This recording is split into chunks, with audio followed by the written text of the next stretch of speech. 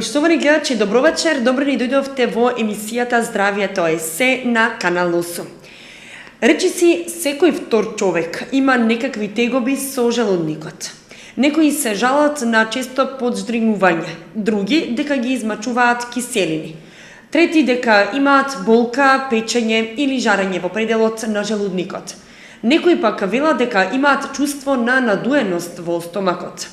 Сите овие симптоми според гастроентерохепатолозите укажуваат на воспаление на слузокожата на желудникот, кое може да биде акутно или да премине во хронична форма. Некаде до 1982 година се мислело дека овие тегоби се последица на стрес, кисела храна и лоши животни навики, како што се пушењето и алкохолот. Денеска се знае дека најчеста причина за оваа инфекција е бактеријата Helicobacter pylori, која едноставно го јаде желудникот. Токму на оваа тема вечерва разговараме со доктор Јулија Панова, специјалист по интерна медицина и инаку вработена во приватната здравствена установа доктор Панови Виница.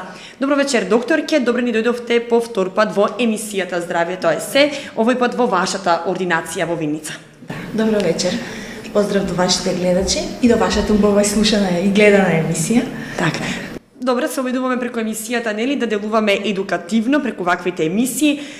Малку посветивме внимание на Helicobacter pylori, не сме зборувале за оваа бактерија, па еве на почеток што предизвикува, какви симптоми предизвикува Helicobacter pylori?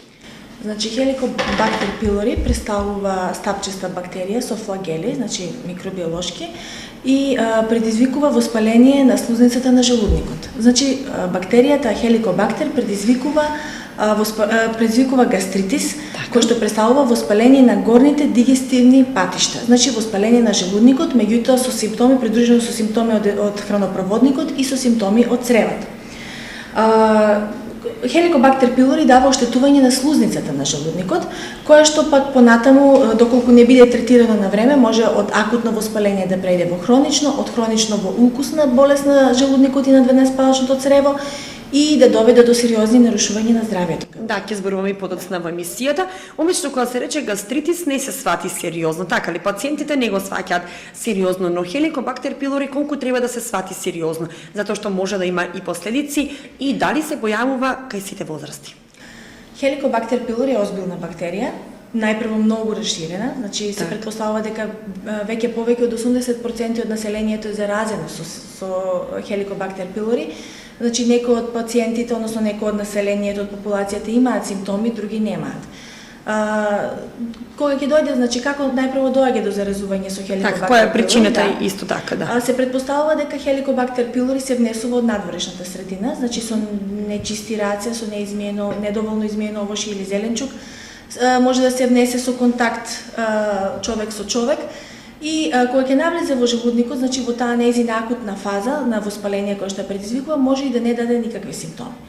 Меѓутоа, најчесто кај луѓето предизвикува во почетокот на симптомите, предизвикува намалување на желудечната киселина, така да пациентите немаат никакви тегоби, а подоцна дава подувување, постојано подждригнување и чувство на надуеност во горниот дел на желудникот, значи во горниот дел на стомакот, во пределот на желудникот.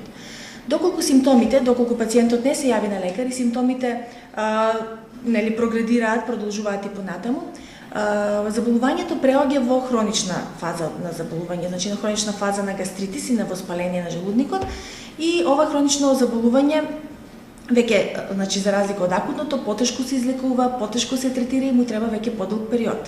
Хроничното заболување на желудникот, значи, се карактеризира со зголемени киселини, веќе потешкоти и неподносливост на одредени видови на храна, може да се јават симптоми на повраќање, мачнина во желудникот, мачнина во цревата, подуеност, постојано отпримање на секаков вид на храна, може да се јави болка на гладно, болка, обично, меѓутоа болка по јадење се јавува, контактна болка, значи кај пациентите, и пациентот е потребно да се јави во овој период на лекар. Доколку и тогаш не се јави пациентот на лекар, значи ги игнорира симптомите, може да се појави заболување, значи поозбилно заболување, може да даде чир, односно укус на желудникот или на двенеспалачното црево, меѓутоа може да даде некои посериозни компликации, како например малигни заболувања на желудникот. Така, кои се причините за појава на Helicobacter pylori? Ни кажавме симптомите, ги објаснивме. Причината, значи Helicobacter pylori е бактерија која што се внесува од надворешната средина во организмот. Така. Може да се Преку што? Да, се пренесува најчесто преку нечисти раце, значи тоа представува болест на нечисти раце, како и многу други болести. Так. Преку недоволно измиено овошје, недоволно измиен зеленчук, преку лица кои што работи кои што имаат контакт со излачевини од луѓе и така натаму. Значи како се пренесува, значи како сите заразни заболувања. Како сите заразни заболувања се пренесува, може да заболат деца од најмала возраст, меѓутоа се претпоставува дека под 2-3 годишна возраст децата не се приемчиви за Helicobacter pylori. Значи после некоја возраст од 2 години натаму секој може да заболи од Helicobacter pylori. Но која е најчеста популација која има Helicobacter pylori еве од вашето долгогодишно искуство? Најчесто заболуваат лица кои што се активни, кои што тоа се значи работоспособни лица, млади, средна возраст и младите. Средна возраст, значи некаде од 15-16 години лица кои што се дружат, кои што излегуваат, кои што комуницираат помеѓу себе и така. Так. Многу е важна диагнозата да биде навреме. И како се диагностицира? Дали може во наши услови да се диагностицира Helicobacter pylori? Секако, значи диагнозата може да се диагностицира, да се постави диагноза на повеќе начини. Значи серолошко поставување на диагнозата со земање на серум на крв, значи од пациентот, и се одредува титрот на бактеријата во серумот на пациентот. Ово одредување, серолошкото одредување е сигурен метод, меѓутоа не е достаточен кога значи се лекува, кога се одредува значи Helicobacter pylori во серумот после терапијата, затоа што антителата за Helicobacter pylori во серумот може да бидат подолго време високи. Друго испитување е испитување во фецес. Ова испитување исто така доста добро испитување, се врши исто кај нас и покажува во моментот на испитувањето дали пациентот има зараза од Helicobacter pylori. После може со уреаза тест, тоа е издишен тест кој што за жал кај нас во Македонија ми се чини дека се уште го нема. Значи тие се 3 методи за исследување на, односно за докажување на Helicobacter pylori, меѓутоа кај нас се испитува само во серумот и во фецесот. Така. Податокот дека лицата со Helicobacter pylori инфекција имаат многу поголема шанса да добијат улкус. Вие кажавте дека доколку се игнорираат симптомите, тогаш може, во кој случај може да дојде до улкус на желудникот или чир на желудникот доколку не се излекува Helicobacter pylori? Значи, доколку акутната инфекција преде во хронична инфекција и доколку даде поголемо воспаление значи, на желудичната слузница, може да настане оштетување на самата слузница. Меѓутоа многу ретко самиот Helicobacter е причина за заболување, значи за појава на укусна болест. Најчесто е тука поврзаноста со некои други лекарства, кои што кај нас за жал многу на широко применување, тоа се нестероидни антиинфламаторни лекови наречени, тоа се кетонали, диклофенаци, значи може мелоксиками, сите тие лекови кои што се употребуваат за болка. Значи комбинација на Helicobacter pylori инфекција со терапија, значи со овие нестероидни антиинфламаторни лекови, го изголемува, значи шансата дури 6 пати повеќе дава можност за појава на улкус, значи изголемува шансата 6 пати повеќе доколку човекот не користи лекарства. Потоа, доколку пациентот користи и некои други лекарства, како например кортикотерапија, некои други хормонални терапии, исто шансите за добивање на улкусна болест заедно со Helicobacter pylori се многу повеќе пати изголемени. Меѓутоа и самото игнорирање на самата бактерија може значи само по себе да доведе до појава на улкусна болест. Затоа е потребно значи да се навремено да се диагностицира и навремено да се започне со лекување на самата бактерија. Споменавте 3 методи на диагностицирање на Helicobacter pylori. Кај нас која е најчест метод? Па пациентите сега ние ги препраќаме, значи во последно време доста често, да речеме секој втор пациент го препраќаме и на серолошко и на исследување од фецес. Обично пациентите повеќе се склони на серолошкото испитување затоа што нели полесно име да им се земе крв отколку измет. Меѓутоа испитувањето во фецес е многу поточно за значи поточен показател за состојбата на организмот во моментот, значи дали има инфекција или нема. Друго исследување кое што може да се врши е ендоскопијата. Ендоскопското исследување значи исто така доста помага за диагностицирањето на гастритисот, на улкусот, на улкусната болест. Во кој случај правите ендоскопско исследување и каде се прави? Да, доколку значи се докаже присуството серолошко или во фецес на Helicobacter pylori, се преоѓа со ерадикација на бактеријата. И после примањето значи на тројната терапија која што се дава значи од страна на лекар, и не дојде до подобрување на симптомите кај пациентот се упатува на понатамошни исследувања. Значи за да се открие евентуалната причина, тоа е значи после месец и пол доколку не дојде до подобрување на симптомите, нема сврха од повторно повторување значи на тројната терапија, пациентот е потребно да се упати на ендоскопско исследување и се праќа на гастроскопија. Тоа тука не се прави во Кочани, така да споменеме дека во Штип или Скопје, така. И се исследува значи ендоскопски, се гледа макроскопски како изгледа слузницата, се зема биопсија доколку има суспектни, значи сомнителни полиња за некое заболување, се зема биопсија и се исследува и микроскопски. Исто така се зема биопсија за исследување за Helicobacter pylori, дали во моментот на исследувањето има активна бактерија во желудникот. Така. Споменавте тројна терапија. Во што се состои терапијата и дали антибиотикот и колку антибиотикот може да помогне? Па бидејќи заболувањето од бактерија се претпоставува дека антибиотикот би може корисен. да. Меѓутоа таа е доста резистентна, отпорна бактерија, па затоа најчесто се користат два антибиотика и лекови кои што се нарекуваат инхибитори на протонска пумпа, или по постаро време значи се користели H2 блокатори, тоа се лекови кои што стопираат секрецијата на желудникот, бидејќи се на желуднична киселина, бидејќи се претпоставува дека бактеријата не може да живее во базна средина или во некисела средина. Значи мора да има доста јака киселина за да она опстане во желудникот. Значи овие инхибитори на протонска пумпа ја намалуваат секрецијата на киселината и значи се користат во период од 7 дена, значи најпрво доколку не дојде до подобрување на тегобите кај пациентот, се продолжува нивното користење од 14 дена. Двата антибиотика исто така се користат во тек на 7 дена. Тоа најчесто се користи значи од групата на макролидите, кларитромицинот, и тој се користи 2 пати дневно во тек на 7 дена.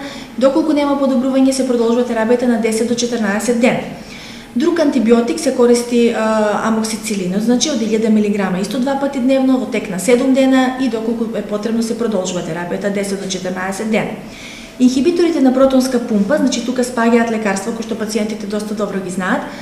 Тоа се омепразолот, есомепразолот, пантопразолот и ланзопразолот. Значи овие лекарства се користат 2 пати дневно во тек на 7 дена до 14 дена, а потоа се продолжува по една таблета или капсула во зависност од формата на лекот наутро пред доручек уште месец и пол до 2. Доколку се врши ерадикација значи на Helicobacter pylori, се по најновите исследувања значи се докажано дека лекувањето со инхибитори на протонска пумпа или со H2 блокатори потребно да продолжи до 12 месеци, посебно кај пациенти кои што имаат многу симптоми. Значи со тешка инфекција, со хронична инфекција, кои што имаат веќе укуси на желудникот предизвикани со претпоставка дека се предизвикани од Helicobacter pylori. Значи за ерадикацијата на Helicobacter покрај медикаментозната терапија потребно е да се води и диета. Пациентите мора да внимаваат на исхраната, не треба да внесуваат зачинета храна, луто, кисело, алкохол, цигарите исто така сметаат. Значи не треба да се внесуваат запршки, треба да се внесува супи, течности, повеќе млеко, млечни производи. Може да се внесуваат, да не прескокнуваат оброци, да доручкуваат, да имаат 3 оброка, значи ужини и така. Така, можно ли повторно да се појави од кога еднаш излекувана Helicobacter pylori, повторно за кратко време да се појави? Може да. Значи инфекција може луѓето се подложени на реинфекција доколку не внимаваат луѓето, значи тоа се луѓе кои што јадат повеќе по ресторанти да речам, кои што не внимаваат, не мијат храна, овоше и зеленчук, така раце. Така, значи бактерија на нечисти раце.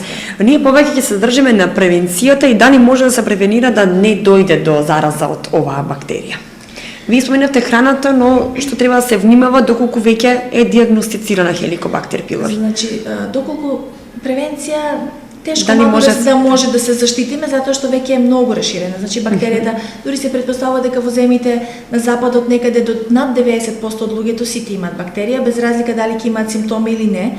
Кај нас таа инфицираност е се уште помала, затоа што луѓето нели се уште како да кажам, ние не јадеме толку брза храна, не сме толку подложни, нели не одат луѓето толку многу, не се јаде по ресторанти за брза храна, повеќе сакам да кажам, значи тоа е најчист начин на пренесување. Може да се значи заштитат доколку редовно си ги мијат раците, доколку има средства за хигиена, значи поставени во училиштата и во фирмите, во фабриките, значи секаде да се одржува хигиена. во јавните мензи кујни да се внимава на одржувањето на миењето, сите дома да се внимаваат да не јадат неизмиено овош и зеленчук, да се внимава значи на излучевните, човечките излучевни, значи да се исто како за сите заразни заболувања. Значи превенцијата е таа, нема друга заштита. Треба да се користи добро обработена термички храна, значи да не се користи доколку постои опасност значи за пренесување од храна која што не била, еве се знае дека не била добро измиена или не била воопшто измиена, да биде барем добро термички обработена за да биде уништена бактеријата. Споменавме дека нелекувана Helicobacter pylori може да премине во улкус на желудникот или во чир на желудникот. Дали имаме тука симптоми и дали чирот појавува некакви симптоми за да може пациентот навреме да се јави на лекар? Значи, доколку не се лекува, Helicobacter ќе даде. Да. Улкус на желудникот или на 12-палачното црево. Самата бактерија, значи, поддржува кисела средина. Значи, она ги дразни жлезите на желудникот да лачат киселина, за да може да се размножува во таа киселина. Сега, доколку прејде во хронична фаза, значи гастритисот, и доколку не е лекуван и не е третиран на време, може да настане, значи, настанува улкусна болест на желудникот. Меѓутоа, не само на желудникот, настанува и на 12-палачното црево. Затоа што дел од таа киселина, значи прекумерна киселина, преоѓа преку булбусот, значи на желудникот во 12-палачното црево и тука направи оштета на слузницата на 12-палачното црево. Значи доста чести се и овие укуси, поготово кај инфекција со Helicobacter pylori. Меѓутоа самата инфекција и не е толку многу причинител не е толку виновна за причинување на укусот, како што е нездравите животни навики. Значи за да не дојде до појава на улкусна болест, потребно е строго внимавање на начинот на исхрана, на храната која што ја внесуваат луѓето и секако и лекувањето, значи ерадикацијата. Сега, кои се симптоми кои што ги дава улкусната болест? Тоа е најчесто, значи, слично како кај гастритисот, меѓутоа не се смируваат со препишаната терапија за гастритис. Значи, најчесто не се смируваат или се појавуваат многу кратко време по земењето на лековите. Значи, тоа се болка во желудникот, во епигастриумот, болка под лажичката, обично кажуваат пациентите, која што може да се шири према назад во грбот, да прогредира, значи, кон грбот. Потоа може да биде болката и доколку да станува збор за улкус на 12-палачното црево, болката може да биде лоцирана и подесно, не мора да биде, значи луѓето сите мислат дека од левата страна на желудникот па мора од лево да боли. Болката може да биде и лево и во епигастриумот, меѓутоа може да биде лоцирана и десно, дури под десниот ребрен лак, доколку станува збор значи за воспаление или улкус на 12-палачното црево. Друг симптом е поддуеноста, подждригнувањето, исто така може да биде симптом, зголемено лачење на киселина кој што не се смирува по земење на храна, нити многу ретко значи може да се смири по земење на терапија. Овие луѓе повраќаат, губат на телесна тежина, значи не може да се исхрануваат, имаат значи така наречен еден мал абсорптивен синдром, значи тие луѓе пропаѓаат пред очите на околината. Затоа, значи, голем дел од овие луѓе и не може да ја примат терапијата поради повраќањето, потребно да се јават значи обавезно на лекар и да примаат парентерална терапија, односно терапија во вид на инфузии и инекции. Значи тука веќе станува збор за посложено заболување, кое што продолжува во болнички услови и значи лицата мора да си ги сватат тегобите поозбилно. Затоа е потребно, значи, и при најмал симптом на појава на значи симптом на гастритис, пациентите да си се јават на време на лекар и да си се подложат на иследување. Улкусната болест се диагностицира, значи се диагностицира ендоскопски, со ендоскопија се диагностицира, односно со гастроскопија. Ова иследување не е толку страшно иследување како што се шират гласови помеѓу луѓето дека е страшно, дека е напорно, дека тешко се поднесува, значи не е воопшто тешко. Сега се нашите ендоскописти се испраксирани, тоа иде многу брзо, значи тоа е некој иследување кое трае 15-20 минути вкупно, нема болка и значи доста корисно иследување кое што ќе помогне во диагностицирањето и доколку станува збори за некоја друга поозбилно заболување како малигно заболување. Так, околу терапијата за улкусната болест, дали мора само во болнички услови да се лекува или пациентот си оди дома? Така, доколку пациентот е способен да голта, способен да пие храна, да прима храна, да пие течности и лекови, лекувањето е во домашни услови, нели? Значи прима инхибитори на протонска пумпа, рековме, ги прима 2 пати во текот на денот пред оброк, пред доручек и пред вечера.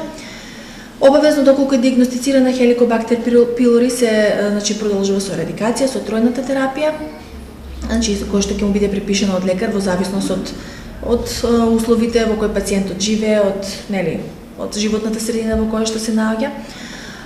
Потоа многу е битна диетата. Значи диетата е најбитна, можеби кај укусните болести.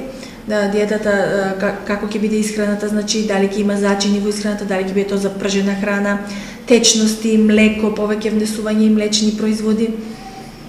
И така. Колку може неизлекуваниот чир да премине во најтешката болест, тоест во рак на желудникот? Голем е процентот на нелекувани укуси кои што преминуваат во карцином на желудникот. Сега малигните заболувања на желудникот може да бидат во најразлични форми, меѓутоа и лаички е кога нешто не се лекува и постојано е дразнето, и воспалено, самата слузница на желудникот се променува. Значи од нормална здрава слузница која што исполнета со желудични клетки, значи кои што лачат киселина, таа преоѓа во друг вид на слузница, кој што вид на слузница која ќе се најде во кисела средина преоѓа во малигни клетки. Значи самата промена на клетките кои што се дразнети од зголемената киселина во желудникот, нелекувана значи киселина, може да доведе до појава на карцином на желудникот. Така, дали е тоа тесно поврзано и со дебелото црево, тука да го споменеме и дебелото црево и колку може да премине во, можеби не во рак, но во укус на дебелото црево? Доколку, значи, киселината, укус на дебелото црево малку потешко може, значи, од Helicobacter pylori да биде предизвикано. Значи, треба да дојде да допре киселината, киселината ќе биде уништена, доколку, значи, пројде, ќе биде во текот во незиниот тек. Може да даде укус на тенкото црево. Значи, укус на тенкото црево може и самото 12-палачно црево е дел од тенкото црево.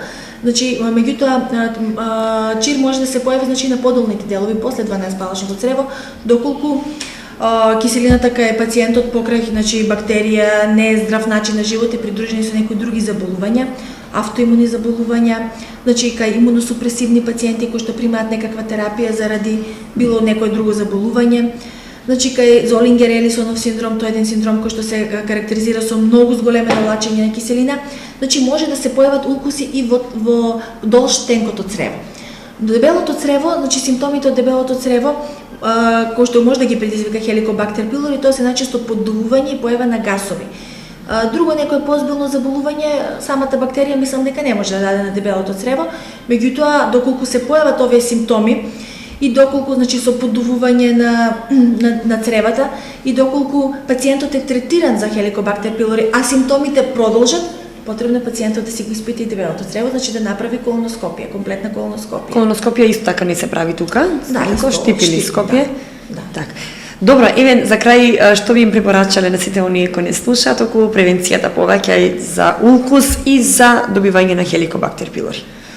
Па вака, најпрво, значи, мора да внимаваат на храната, која што храната повеќе пати ја споменавме во текот на емисијата, затоа што е многу важно. Да, да внимаваат на хигиената, значи добро измиени раце, да не внесуваат недобро измиена храна, да не внесуваат недобро термички обработена храна, да речеме месо или некои други продукти кои што е потребно да бидат добро термички обработени.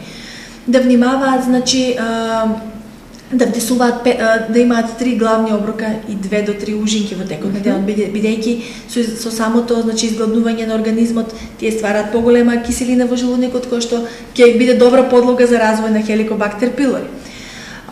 Потоа да внимаваат, значи, доколку се појават било какви симптоми, да внимаваат, значи, на своето здравје и да се јават на лекар за да се спречат, да се стопираат сите симптоми кои што ќе се појават од самото, доколку дошло до заразување на самиот почеток. Так. Доктор, јас ќе се заблагодарам што повторно одвоивте време за нашите гледачи, да ги советуваме и да зборуваме за бактеријата која не и досега обрнавме многу внимание, а вие кажавте дека доста голем процент на луѓе се заразени од оваа бактерија, па вредеше да се посвети цела емисија токму за Helicobacter pylori. Се надевам ќе соработуваме и понатаму, има зашто да се разговара со вас како интернист. Благодарам и на вас. Се надевам дека ќе се видиме во друга некоја емисија. Така, благодарам. Почитувани гледачи, разговаравме со доктор Јулија Панова, од специјалист по интерна медицина, вработена во приватната здравствена установа доктор Панови Виница. Разговаравме за Helicobacter pylori. Верувам дека го предизвикавме вашето внимание. Ако е така, следете ни следната среда во истиот термин. До тогаш останете ми во добро здравје и слушајте ги советите на нашите гости. Довидување.